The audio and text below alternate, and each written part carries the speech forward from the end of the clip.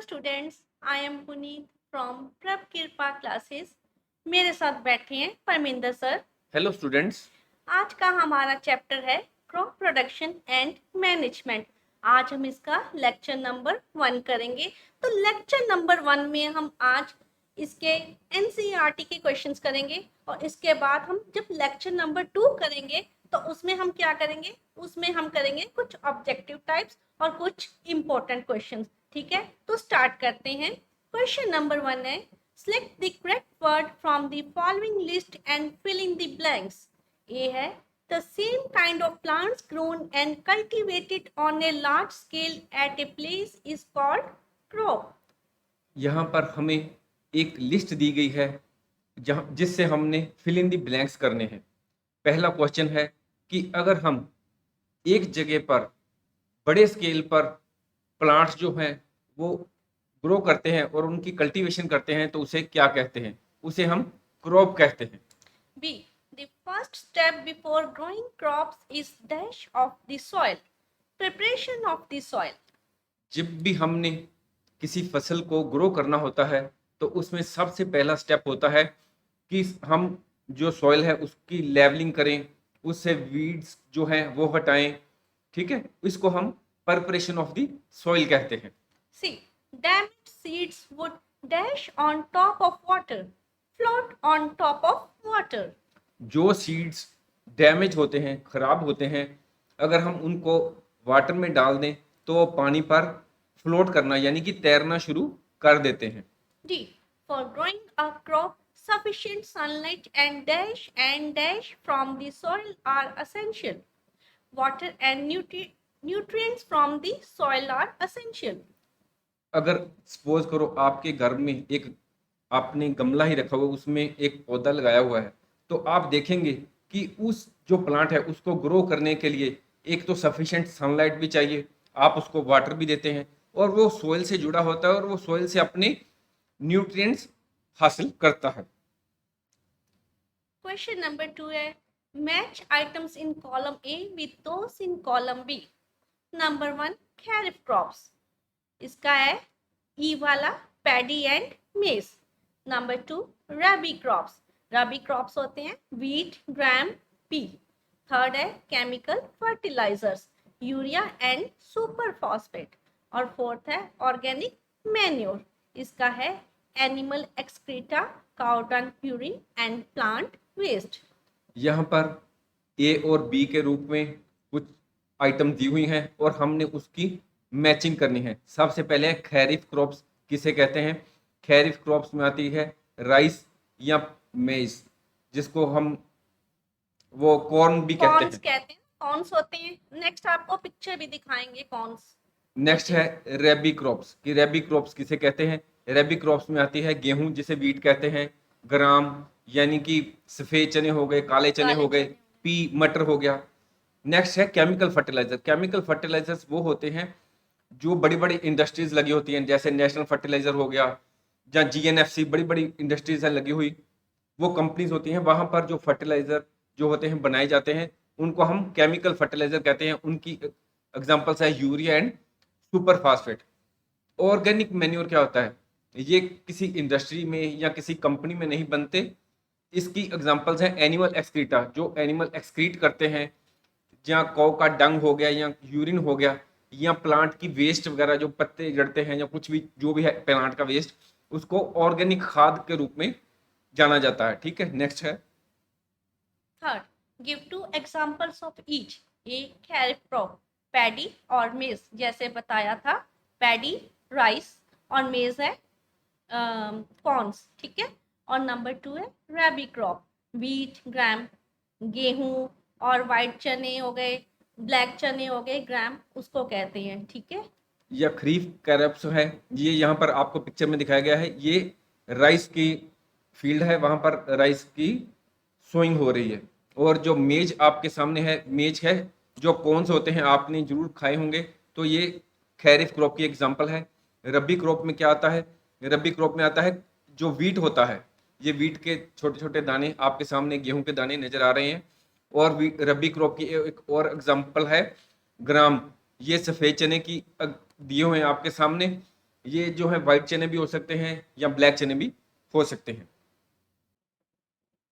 Question number 4 है, write a paragraph in your own words on each of the following. A है preparation of soil. Preparation of soil is the first step before growing a crop. It includes loosening of soil, removing of weeds from the soil, and leveling of soil before sowing of seeds. Loosening of soil improves the air circulation in soil and enhances the water retaining capacity of the soil. The loosened soil helps in the growth of earthworms and microbes present in the soil who loosen the soil and add humus to it. The process of loosening and turning of the soil is called plowing. The leveling of soil is done with the help of a leveler. अब हमारे सामने दिया हुआ है कि कुछ paragraphs हैं, उनके ऊपर हमने शॉर्ट नोट्स लिखने हैं। सबसे पहला है प्रिपरेशन ऑफ सॉइल। जब भी हम कोई भी क्रॉप को ग्रो करना चाहते हैं तो सबसे पहला स्टेप होता है सॉइल को प्रिपेयर करना। इस प्रिपरेशन ऑफ सॉइल में हम क्या करते हैं, सॉइल को लूज करते हैं। जो लूज करना होता है, हो सकता है हम अगर थोड़ी जगह है तो हम खुरपी वगैरह से कर सकते हैं, या आपके सामने एक पिक्चर है कि ट्रैक्टर के द्वारा सॉइल को लूज किया जा रहा है।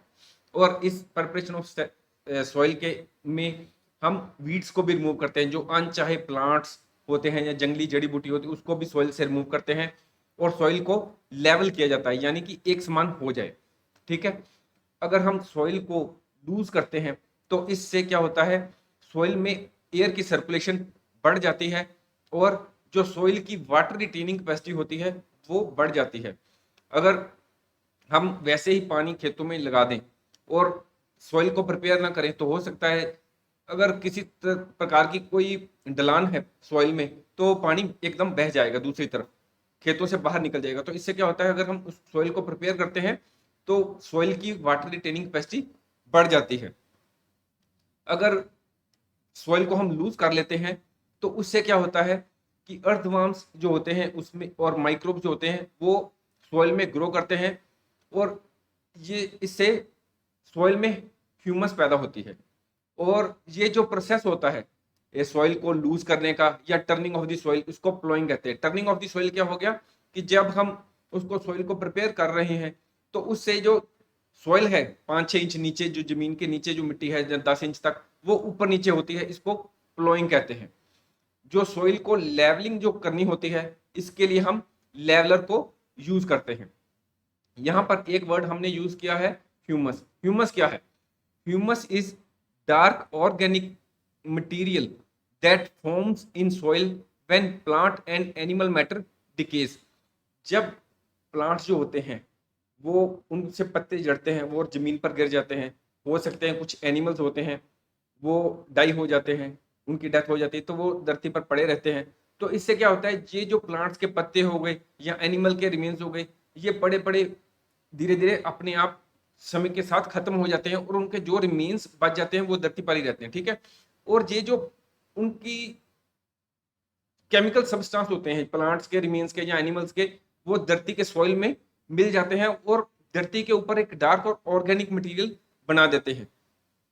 ठीक है, और अर्थवर्म्स जो होते हैं, जो जीव होते हैं छोटे छोटे, अगर आपने देखे हो सॉइल में, तो ये क्या करते हैं, ये सॉइल में इस ह्यूमस को मिक्स कर देते हैं और इससे धरती की जो फर्टिलिटी है वो इंप्रूव होती है।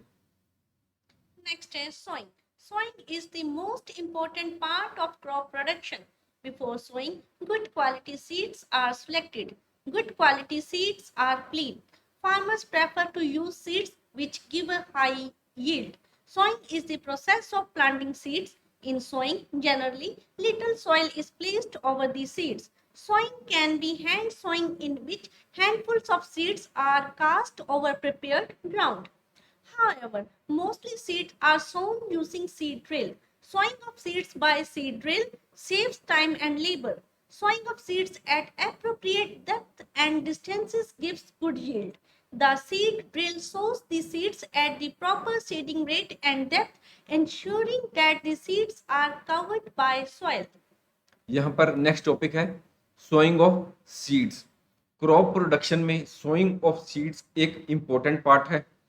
जब हमने बीजों को शो करना होता है, बीजना होता है, तो हम गुड क्वालिटी के सीड्स को सिलेक्ट करते हैं। गुड क्वालिटी के सीड्स जो होते हैं वो साफ सुथरे होते हैं, और गुड क्वालिटी के सीड्स जो होते हैं वो हाई यील्ड देते हैं, यानी कि इनकी प्रोडक्शन जो क्रॉप होती है, क्रॉप की प्रोडक्शन वो ज्यादा होती है।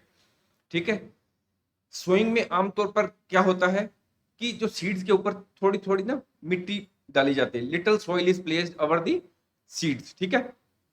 Sowing can be hand sowing, ये आपको सामने पिक्चर में दिखाया गया है, ये देखें कि हैंड सोइंग हो रही है। ठीक है, कि मिट्टी में थोड़ी थोड़ी थोड़ी दूरी पर जो बीज हैं वो डाले जा रहे हैं, और उनके ऊपर थोड़ी थोड़ी मिट्टी डाली जा रही है बाद में। ठीक है। However mostly seed are grown, आमतौर पर जो मोस्टली जो काम किया जा रहा है वो सीड ड्रिल को यूज किया जा रहा है। यहाँ पर सीड ड्रिल की मशीन आपके सामने ये पिक्चर में शो की गई है।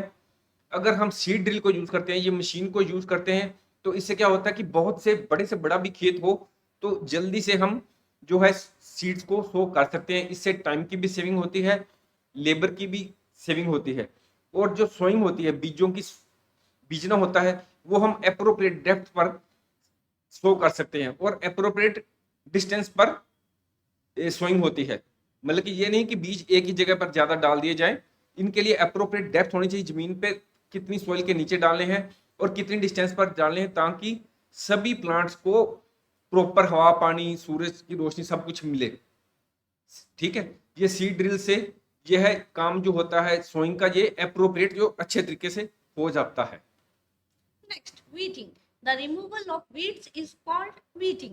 Weeds are undesirable plants which grow naturally along with the useful crop.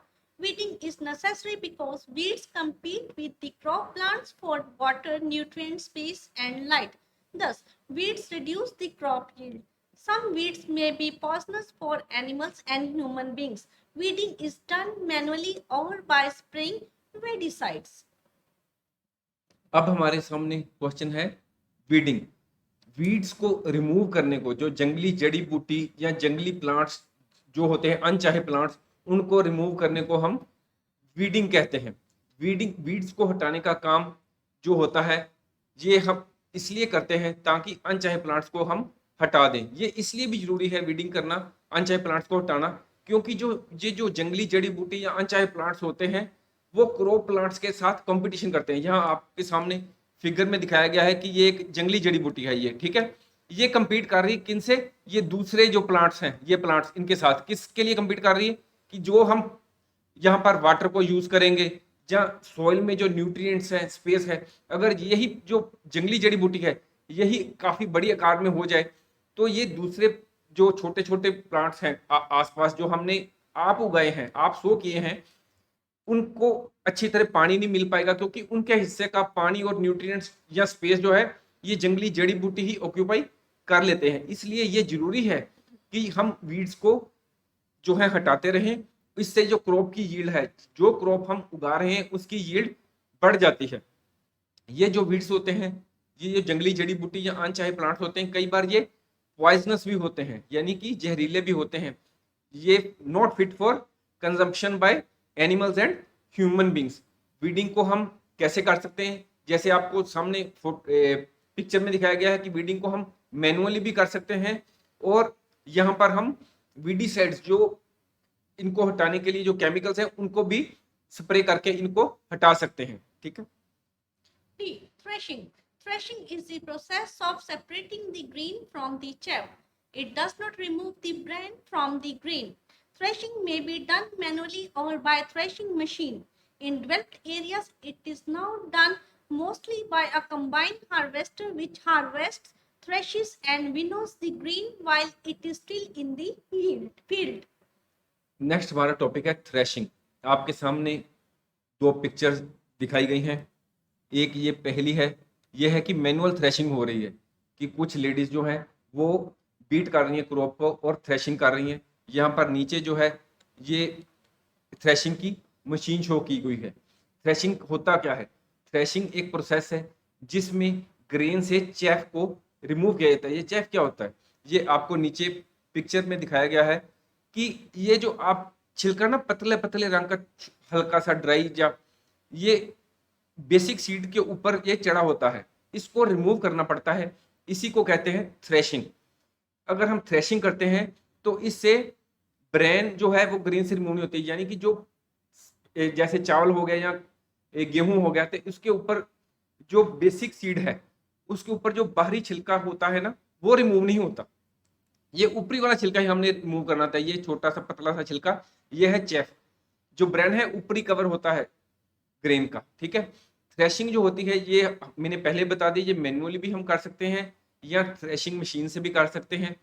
अगर डेवलप्ड एरिया हो, डेवलप्ड कंट्रीज हो, तो वहां पर मोस्टली जो है कंबाइन हार्वेस्टर आ गए हैं, आजकल लेटेस्ट मशीन्स आ गई हैं जो हार्वेस्टिंग भी करती हैं, थ्रेशिंग भी करती हैं और विंडोइंग भी करती हैं, जबकि फसल अभी खेत में ही होती है। ये सारा प्रोसेस जो है वो कंबाइन हार्वेस्टर इकट्ठा खेत में ही कर देता है। अब हमारे सामने है explain how fertilizer are different from manure. सबसे पहले है fertilizer. Fertilizer is human made and natural substance और नेचुरल सब्सटेंस। ये जो है ये ह्यूमन मेड भी हो सकता है, यानी कि मशीन आदमी ने खुद का बनाया भी हो सकता है और नेचुरली बनाया भी हो सकता है, ठीक है। और जो मैन्योर है ये नेचुरल मटेरियल होता है obtained by the decomposition of cattle dung, human waste and plant residues. जो मैन्योर होता है जैसे कि प्लांट हो गए उनके पत्ते वगैरह, या ह्यूमन वेस्ट हो गई, कैटल की जो एक्सक्रीटा होता है, इन सभी चीजों की जो डीकंपोजिशन होती है उससे जो मटेरियल बनता है उसको मैन्योर कहते हैं।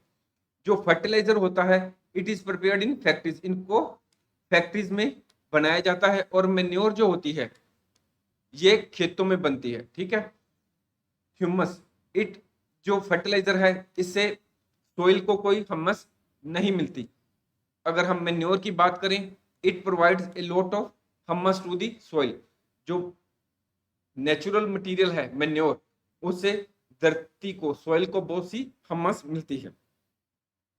फिर है फर्टिलाइजर जो होते हैं वो प्लांट को बहुत से न्यूट्रिएंट्स देते हैं, ये रिच होते हैं प्लांट न्यूट्रिएंट्स में। जो मैन्योर होते हैं, जो नेचुरल मटेरियल है, वो इतने रिच प्लांट न्यूट्रिएंट्स में नहीं होते। अगर हम फर्टिलाइजर की बात करें तो ये प्लांट्स जो होते हैं इसको आसानी से अब्जॉर्ब कर लेते हैं फर्टिलाइजर को। और जो मैन्योर होती है नेचुरल मटेरियल है जो वो प्लांट्स जो है वो धीरे धीरे अब्जॉर्ब करते हैं। फर्टिलाइजर जैसे मैंने आपको बताया ये फैक्ट्रीज में बनता है, बड़ी बड़ी इंडस्ट्रीज लगाई होती हैं फर्टिलाइजर को बनाने के लिए, इसलिए ये कॉस्टली होते हैं, ठीक है। और मैन्योर जो होता है ये थोड़ा इकोनॉमिकल होता है क्योंकि इसके लिए कोई इंडस्ट्री, कोई बड़ा प्लांट नहीं लगाना पड़ता। ये तो जहाँ प्लांट्स के द्वारा नॉर्मली जमीन पर पत्ते गिरे होते हैं या कोई और कैटल एक्सक्रीटा वगैरह हो गया, ठीक है। साइड इफेक्ट्स, फर्टिलाइजर जो होते हैं ये लिविंग ऑर्गेनिज्म जो धरती में होते हैं जैसे अर्थवर्म्स वगैरह या छोटे छोटे माइक्रोब्स हो गए जो सॉइल के फ्रेंड्स कहे जाते हैं, ये उनके लिए जो फर्टिलाइजर होते हैं ये हार्मफुल होते हैं। पर अगर हम अपनी सॉइल में मैन्योर डालते हैं तो इसका कोई भी साइड इफेक्ट जो इन लिविंग ऑर्गेनिज्म जो सॉइल के नीचे होते हैं इनके ऊपर कोई भी साइड इफेक्ट नहीं होता। Six. What is irrigation? Describe two methods of irrigation which conserve water. Answer. The supply of water to crops at different intervals is called irrigation. The time and frequency of irrigation varies from crop to crop, soil to soil, and season to season. In summer, the frequency of watering is higher. There are various sources of irrigation such as wells, tube wells, ponds, lakes, rivers, dams, and canals. अब हमारे सामने है कि irrigation किसे कहते हैं। Crops को इन थोड़े थोड़े इंटरवल पर वाटर को सप्लाई करना, इसी को इरिगेशन कहते हैं। किसी क्रॉप को कितनी इरिगेशन करनी है, यानी कि उसको कितनी सप्लाई करनी है पानी की, ये इस बात पर डिपेंड करता है कि वो क्रॉप कौन सी है, सॉइल कैसी है, या सीजन कौन सा है। अगर समर का सीजन है, गर्मी का सीजन है, तो नेचुरली जो वाटरिंग है, पानी आपको सुबह शाम हो सकता है 2 बार भी लगाना पड़े। ये फसल पर डिपेंड करता है और सॉइल पर भी डिपेंड करता है। अगर इरिगेशन करनी है खेतों में, खेतों को पानी लगाना है, तो ये हो सकता है वेल्स के द्वारा, यानी कि हु कहे जाते हैं जिसको, या ट्यूबवेल्स जो ऑटोमेटिक चलते हैं, ठीक है, जिसमें मोटर लगी होती है, उसके द्वारा भी हो सकता है, या पोन्ड्स, लेक्स, रिवर्स, डैम्स या कैनाल्स के द्वारा भी इरिगेशन की जा सकती है, जिसको कहते हैं watering to fields. Two methods of irrigation which conserve water are is under. Number one, sprinkler system. This system is more useful on the uneven land where sufficient water is not available. In this method of irrigation, the water under pressure flows through a network of pipes and escapes through small nozzles. Water gets sprinkled on the crop as if it is raining. यहाँ पर हमने irrigation के 2 methods को discuss करना है जो कि plants को वाटर को कंजर्व करते हैं, बल्कि पानी को बचाने के लिए हम जो इरिगेशन का मेथड है, एक है स्प्रिंकलर सिस्टम। इस सिस्टम में क्या करते हैं कि ये आमतौर पर जो अनइवन लैंड होती है, अनइवन होता है कि ऊंची नीची जो लैंड हो, वहां पर ये सिस्टम ज्यादा सक्सेसफुल है कि वहां पर अगर हो सकता है कि पानी सफिशिएंट अवेलेबल ना हो। इस मेथड में क्या करते हैं कि एक नेटवर्क खेत में पाइप्स का बिछा दिया जाता है और उसमें से पानी एट प्रेशर सप्लाई किया जाता है, और वो जो पानी होता है वो छोटे छोटे नोजल्स से बाहर आता है और काफी प्रेशर से इधर उधर जाता है। और ये जो वाटर होता है नोजल्स के ऊपर जब बाहर निकलता है तो ये क्रॉप पर ऐसे डलता है, वो खेतों में ऐसे बिखरता है जैसे कि बारिश हो रही हो। Next, drip system. In this method, the water falls drop by drop just at or near the roots. So it is called drip system. It is the best technique for watering fruit plants, gardens and trees. Water is not wasted at all. It is a very useful technique for those regions where availability of water is poor. दूसरा पानी को save करने का दूसरा method है irrigation में drip system. इस method में क्या किया जाता है कि पानी को ड्रॉप बाय ड्रॉप, अगर आप इस पिक्चर को देखें तो ये देखिए आप ड्रॉप्स आपको पानी के नजर आ रहे हैं, ठीक है। ये एक पानी की पाइप बिछा दी जाती है और उसमें छोटे छोटे छेद कर दिए जाते हैं जिससे कि पानी धीरे धीरे ड्रॉप बाय ड्रॉप गिरता है रूट्स के पास, रूट्स के नियर या रूट्स के ऊपर ही, ठीक है। इसको ड्रिप सिस्टम कहते हैं। ये जो बेस्ट टेक्निक है किसके लिए, अगर हमने फ्रूट प्लांट्स को वाटर देना है या गार्डन्स में या ट्रीज को वाटर देना है। इस टेक्निक से पानी बिल्कुल भी वेस्ट नहीं होता। ये टेक्निक उन रीजन्स के लिए, उन एरियाज के लिए बहुत ही अच्छी है जहां पर पानी की बहुत ही स्केर्सिटी होती है। If wheat is sown in the Kharif season, what would happen? Discuss. Answer. If wheat is sown in Kharif season from June to October, then the whole crop might get destroyed because of many reasons, such as lack of optimum temperature, adaptability of pests, etc. Kharif season includes the rainy season, which is not favorable for the growth of wheat crop. Therefore, wheat crop should not be sown during Kharif season. यहाँ पर question है कि खैरिफ के season में wheat यानी कि गेहूं को अगर हम उगाते हैं, सो करते हैं, बीजते हैं तो क्या होगा। अगर हम गेहूं को, वीट को खैरिफ के सीजन में यानी कि जून से अक्टूबर के बीच में सो करते हैं तो इससे क्या होगा कि हमारी जो सारी फसल है, क्रॉप सारी है, वो डिस्ट्रॉय हो सकती है, क्योंकि वीट को ग्रो करने के लिए एक ऑप्टिमम टेम्परेचर होना चाहिए, वो उसको प्रॉपर, उस क्रॉप को, वीट की क्रॉप को नहीं मिलेगा, और जो पेस्ट हैं उनके कारण भी जो वीट की क्रॉप को काफी नुकसान होगा। खैरिफ के सीजन में आमतौर पर बारिश का सीजन भी होता है, उसमें बारिश भी होती है खैरिफ के सीजन में, जो कि वीट की क्रॉप के लिए फेवरेबल नहीं होती। इसलिए हमें जो वीट की क्रॉप को खैरिफ के सीजन में सो यानी कि बीजना नहीं चाहिए। Explain how soil gets affected by the continuous plantation of crops in a field. Answer. Plants require nutrients for their proper growth and functioning. When a farmer continues to grow crops one after the other, nutrients available in the soil such as nitrogen, phosphorus, potassium reduce and the crop yield decreases automatically. यहाँ पर हमारे सामने question है कि अगर कोई farmer अपने खेत में लगातार एक के बाद एक क्रॉप बीजता जाए तो इससे क्या होगा। इससे ये होता है कि प्लांट्स जो होते हैं उनको भी ग्रो करने के लिए कुछ ना कुछ न्यूट्रिएंट्स चाहिए अपने लिए, ठीक है। अगर फार्मर लगातार एक के बाद एक क्रॉप को ग्रो करता रहेगा, एक फसल काटी और दूसरी बीज दी, तो इससे क्या होता है कि जो सॉइल में जो न्यूट्रिएंट्स होते हैं, जो जैसे हो गया नाइट्रोजन, फास्फोरस, पोटाशियम, इनकी कमी हो जाती है, और जो क्रॉप की यील्ड होती है वो डिक्रीज होनी शुरू हो जाती है। What are weeds? How can we control them? Answer. Undesirable plants that grow along with the crop plants are known as weeds. Weeds compete with the crop for nutrients, light, water, and space. As a result, crop plants get lesser nutrients, light, water, and space for development. This in turn reduces their productivity. So, various methods are used to control weeds. हमारे पास question है कि weeds क्या है। यहाँ पर कुछ photographs दी हुई हैं वीड्स की, ये 3 फोटोग्राफ्स दी हुई हैं। ये नहीं कि वीड्स 3 प्रकार के होते हैं, वीड्स की बहुत सी किस्में होती हैं। ये कुछ थोड़ी सी फोटोज आपके लिए सिर्फ वैसे दिखाई गई हैं। ये वीड्स होते क्या हैं? ये अनडिजायरेबल प्लांट्स या जंगली जड़ी बूटी जो हम प्लांट्स उगाए होते हैं, ग्रो किए होते हैं, उनके साथ में ही कुछ जो अनडिजायरेबल प्लांट्स ग्रो कर जाते हैं, उनको हम वीड्स कहते हैं। आपको पहले जैसे डिस्कस किया है कि हर एक प्लांट को पानी भी चाहिए, सनलाइट भी चाहिए और सॉइल से न्यूट्रिएंट भी चाहिए।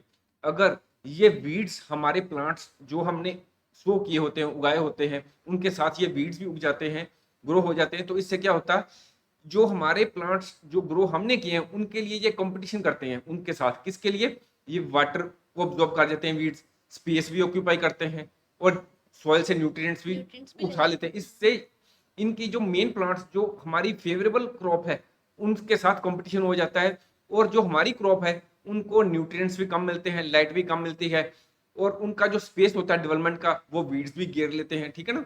इससे जो हमारी क्रॉप की प्रोडक्शन है वो कम हो जाती है, प्रोडक्टिविटी कम हो जाती है, और हम वीड्स को कंट्रोल करने के लिए कई मेथड्स को यूज कर सकते हैं।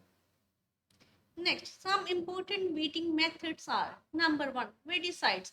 Weeds can be controlled by using weedicides. It is a chemical which is sprayed in the fields to kill the weeds. Weedicides are not harmful to crops. अब हम डिस्कस कर रहे हैं कि वीडिंग मेथड्स क्या हैं, यानी कि जो जंगली जड़ी बूटी है इसको खत्म करने के लिए क्या किया जा सकता है। सबसे पहला है वीडिसाइड्स को हम यूज कर सकते हैं। वीडिसाइड्स क्या है? ये एक केमिकल है जिसको फील्ड्स में स्प्रे किया जाता है, जिससे कि जो वीड्स, जो जंगली जड़ी बूटी या अनचाहे प्लांट्स है वो किल हो जाते हैं। ठीक है, मर जाते हैं। वीडिसाइड्स जो होते हैं ये क्रॉप्स के लिए हार्मफुल नहीं होते। Number 2, tilling. Tilling before sowing of crops also helps in removing weeds. Tilling uproots the weeds. The best time for removal of weeds is before they produce flowers and seeds. Tilling क्या है? Crops की sowing से पहले जो tilling की जाती है, इससे वीड्स जो है रिमूव हो जाते हैं। टिलिंग जो होती है वो वीड्स को, जो जंगली जड़ी बूटी उसको जड़ से उखाड़ देती है। ठीक है, जो वीड्स को हमने रिमूव करना है, ठीक है ना, वो इसलिए भी जरूरी है कि जो वीड्स हैं वो अपने फ्लावर या सीड जो हैं वो धरती पर ज्यादा ना खिलेर दें, मतलब कि उनके वीड्स जो है, उनके सीड्स जो है इधर उधर सॉइल में ना बिखर जाए, इसलिए उनको जल्दी से हमने टिलिंग के द्वारा हटा देना होता है। ये आपको जो फर्स्ट पिक्चर दिखाई दे रही है ये टिलिंग की है। ठीक है। Third, the manual method of removing weeds is with the help of a khurpi. It involves regular uprooting or cutting of weeds close to the ground. यहाँ पर हमने जो नेक्स्ट फोटोग्राफ है ये खुरपी है, बल्कि हैंड के द्वारा लोहे का एक छोटा सा औजार है, उससे हम जो वीड्स हैं, जंगली जड़ी बूटी या अनचाहे प्लांट्स हैं, उनको सॉइल से रिमूव कर रहे हैं। ठीक है, अगर इसमें क्या होता है कि सॉइल के बिल्कुल नजदीक जाकर उनको जड़ से धीरे से उखाड़ देते हैं जो वीड्स होते हैं। ये अब हमारे सामने एक क्वेश्चन है, अरेंज इन प्रॉपर ऑर्डर। ये कुछ दिया हुआ है कि इनको क्या होना चाहिए। सबसे पहले क्या होता है कि जो जब भी हमने कोई भी सॉइल, सपोज करो हम सोचते हैं कि हमने वीट को ग्रो करना है या क्रॉप राइस को ग्रो करना है, किसी भी चीज को, तो सबसे पहला स्टेप होता है हम धरती को प्रिपेयर करते हैं, उसको लूज करते हैं, उसकी लेवलिंग करते हैं। उसके बाद में हम जो फील्ड है उसकी प्लोइंग करते हैं, और उसके बाद में हम क्या करते हैं, सोइंग, उसमें बीज डालते हैं, और उसके बाद में हम क्या करते हैं, मैन्योरिंग, उसमें जो होती है खाद डाली जाती है। ठीक है, फिर खाद डालने के बाद क्या होता है, इरिगेशन, पानी देना पड़ता है बार बार एट रेगुलर इंटरवल्स या जिस इंटरवल पर क्रॉप को सूट करता है। उसके बाद में स्टेप आता है हमारा हार्वेस्टिंग का। हार्वेस्टिंग क्या होता है कि उसको वहां पर से खेत में ही जो होता है उसको हार्वेस्टिंग करना, मतलब कि उसको पिक करना, मतलब कि जो क्रॉप स्टैंड कर रही है उसको काटना, उसको हार्वेस्टिंग कहते हैं। और जब फसल को हम काट लेते हैं तो उसको हमने शुगर क्रॉप, यहाँ पर जो है शुगर फैक्ट्री की बात की जा रही है कि उस क्रॉप को वहां भेजा जा रहा है। ये स्टेप है प्रॉपर ऑर्डर में। अब हमारे सामने एक पजल दिया हुआ है, क्या है, complete the following word puzzle with the help of clues. Clues ये हुए हैं, पहला क्या है, providing water to the crops. Crops को हम वाटर देते हैं तो उसको क्या कहते हैं, उसको कहते हैं इरिगेशन। ये जो पहली पिक्चर है ये आपको दिखाया दे रहा है कि उसको वाटरिंग किया जा रहा है, यानी कि प्लांट्स को या खेतों को पानी दे रहे हैं। ये कोई भी मेथड हो सकता है, चाहे हम रिवर से पानी दें, ट्यूबवेल से दें, इसको हम इरिगेशन कहते हैं। ये हमारा पहला स्टेप ये क्या था, ये आप देखें यहाँ पर आई है ना, ये क्या हो गया, इरिगेशन। नेक्स्ट हम क्या कर रहे हैं, second, keeping crop greens for a longer time under proper condition. Proper condition में क्रॉप ग्रीन्स को रखना। और ये स्टार्ट किससे हो रहा है, यहाँ लिखा हुआ है ऐसे, यानी कि क्रॉप ग्रीन्स को बड़ी लंबे समय तक संभाल के रखना। अगर सपोज करो हम किचन में घर में काम कर रहे हैं, बाहर से हम राइस को परचेज करके लाए हैं या व्हीट को, गेहूं को, आटे को, तो हमने उसको स्टोर करके रखना होता है ताकि वो लंबे समय के लिए हमारे पास रहे। हम कोई स्टील का बर्तन या कोई और बर्तन में रखते हैं, तो ये क्या हो गया, ऐसे स्टोरेज। ठीक है, अब नेक्स्ट क्या है, ये हम डाउन में हम देखते हैं, ये आपके सामने है, ये शुरू होगा, ये आप देखते हैं सी से शुरू होगा, क्या है, certain plants of the same kind grown on a large scale. कि लार्ज स्केल पर किसी प्लांट्स को ग्रो किया जाता है तो उसको क्या कहते हैं, उसको हम क्रॉप कहते हैं।